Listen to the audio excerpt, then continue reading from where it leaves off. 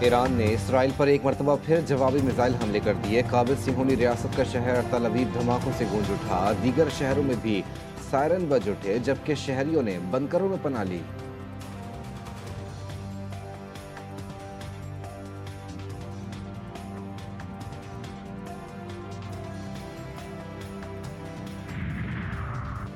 اسرائیل کے ایران کے شہروں پر جارحانہ حملے۔ دوسرے مقدس شہر قم میں رہائشی عمارت تازہ اسرائیلی جارحیت کی زد پر آ گئی۔ قم شہر پر اسرائیلی حملے میں ایرانی 2 نوجوان شہید اور متعدد زخمی ہو گئے۔ اور امریکی صدر ٹرمپ نے کہا ہے کہ ایران سے بات کریں گے، دیکھتے ہیں کیا نتیجہ نکلتا ہے۔ ایران پر حملے سے متعلق فیصلہ 2 ہفتے میں کر لوں گا۔ زمینی فوج اتارنا آخری حل ہوگا۔ پاک بھارت جنگ رکوانے پر اپنے لیے نوبل انعام کی فرمائش بھی کر دی۔ حکومت پاکستان نے امریکی صدر ڈونلڈ ٹرمپ کو نوبل انعام کے لیے نامزد کرنے کا فیصلہ کر لیا۔ فیصلہ پاکستان بھارت جنگ بندی کے اعتراف میں کیا گیا۔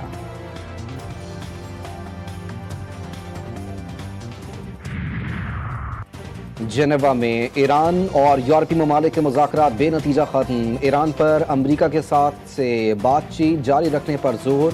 یورپی کمیشن کے نائب صدر کاجا کیلس نے کہا کہ کشیدگی کسی کے لیے بھی فائدہ مند نہیں، ہمیں گفتگو جاری رکھنے کی ضرورت ہے۔ فرانسیسی وزیر خارجہ بولے ایران نے تمام مسائل پر بات چیت جاری رکھنے پر آمادگی کا اشارہ دیا ہے۔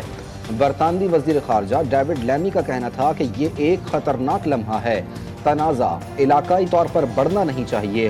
ایرانی وزیر خارجہ عباس عراقچی نے 2 ٹوک الفاظ میں کہا کہ صرف جارحیت کو روکنا ہی سفارتکاری کا راستہ کھول سکتا ہے۔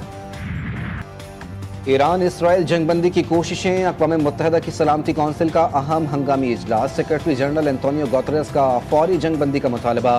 کہا ایران اسرائیل کشیدگی کو بڑھاوا دیا گیا تو پھر یہ جنگ کسی کے قابو میں نہیں رہے گی۔ ایران بارہا جوہری ہتھیار نہ بنانے کی یقین دہانی کروا چکا۔ کشیدگی کو صرف اور صرف سفارتکاری کے ذریعے حل کیا جا سکتا ہے۔ کشیدگی کو اب مزید بڑھنے نہیں دیا جا سکتا۔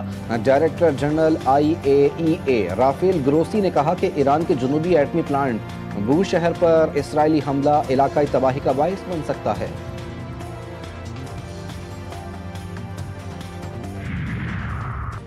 سلامتی کونسل خاموش رہی تو قانون کی حیثیت مشکوک ہو جائے گی۔ جوہری معاہدہ ٹوٹا تو اسرائیل کے ساتھ سلامتی کونسل بھی ذمہ دار ہوگی۔ ایرانی مندوب نے بتا دیا سلامتی کونسل اجلاس میں اسرائیل کی ہٹ دھرمی برقرار۔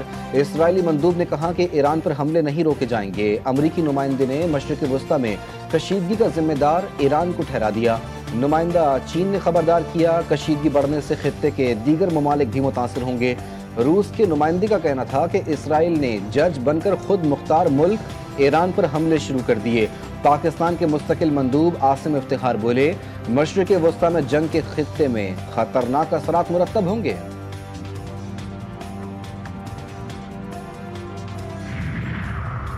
عالمی برادری کو صہیونی دہشت گردی کے مکمل خاتمے کی ضمانت دینی ہوگی۔ ایرانی صدر مسعود پزشکیان کا واضح پیغام۔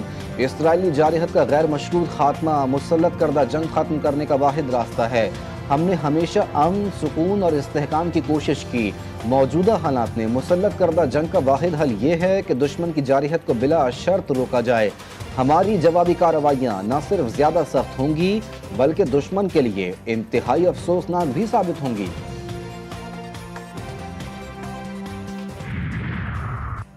ایران اور روس ایک جیسی طاقتوں کے خلاف لڑ رہے ہیں۔ روسی صدر کا بڑا بیان۔ پیوٹن کی اسرائیل پر اسرائیلی حملے کی مذمت۔ چینی صدر کا پھر ایران اسرائیل جنگ بندی کا مطالبہ۔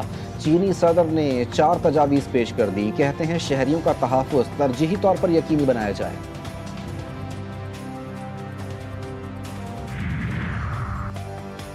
پاکستان مشرق وسطی میں امن کی ہر کوشش میں تعمیری کردار ادا کرنے کی کوشش میں تیار۔ وزیر اعظم شہباز شریف اور امریکی وزیر خارجہ کے درمیان ٹیلی فونک رابطہ۔ ایران اسرائیل جنگ پر تبادلہ خیال۔ وزیر اعظم کا ایران اسرائیل بحران کے پرامن حل کی ضرورت پر زور۔ شہباز شریف بولے ٹرمپ کے پاکستان سے متعلق مثبت بیانات جنوبی ایشیا میں امن کے لیے حوصلہ افزا ہیں۔ پاکستان بھارت سے تمام تصفیہ طلب امور پر بامعنی مذاکرات کے لیے تیار ہے۔ امریکی وزیر خارجہ نے پاکستان کی انسداد دہشت گردی کی کوششوں کو سراہا۔ کہا پاکستان ایران کے ساتھ قریبی تعلقات رکھتا ہے اور موجودہ بحران میں امن کی کوششوں میں مؤثر کردار ادا کر سکتا ہے۔